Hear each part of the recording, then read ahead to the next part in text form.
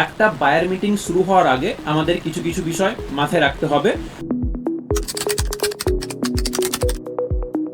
প্রথমত হচ্ছে যেই ক্লায়েন্টটার মিটিং করবেন ওর ব্যাকগ্রাউন্ডটা আগে যাচাই করে নেবেন, মানে আপনার সার্ভিস যে নেবে ওর বাজেটটা কীরকম হবে। তার জন্য আমরা যেটা করি, তার কোনো ওয়েবসাইট আছে নাকি, বা ওয়েবসাইট থাকলে কত বড় ওয়েবসাইট, বা তার লিঙ্কডইন, ইনস্টাগ্রাম, ফেসবুকের ভেরিফাইড ব্যাজ আছে নাকি।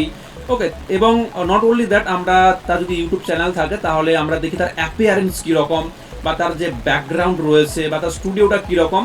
তো এগুলো দেখলেই বোঝা যায় যে একটা ক্লায়েন্টের বাজেট কত হবে, $300 না $500 না মোর দ্যান দ্যাট। তো এরকমভাবে আপনাকে যাচাই করে নিতে হবে, এবং ChatGPT থেকেও রিসার্চ করতে পারেন, এবং আপনাকে আগে থেকেই বাজেট একটা কোড সাজাতে হবে যে কোন কোডটা করলে ক্লায়েন্ট এক চান্সেই নিতে পারে। দ্বিতীয়ত হচ্ছে আপনাকে সবসময় এটা মাইন্ডসেট রাখতে হবে যে আপনি একজন solution provider rather than service provider. তো আপনি একজন সলিউশন প্রোভাইডার হলে কি করবেন, তার বিজনেস সম্বন্ধে রিসার্চ করবেন, এবং কি কি প্রবলেম রয়েছে সেগুলো আগে থেকেই লিস্ট করবেন, যেটাকে আমরা এক কথায় অডিট বলি।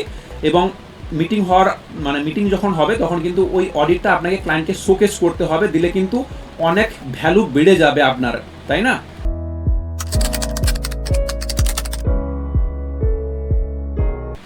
তৃতীয়ত হচ্ছে ক্লায়েন্ট কী ধরনের কোয়েশ্চেনগুলো করে তার কিন্তু প্রপার অ্যান্সার আপনার কাছে থাকা দরকার, বা আপনি আগে থেকে সাজিয়ে রাখতে পারেন।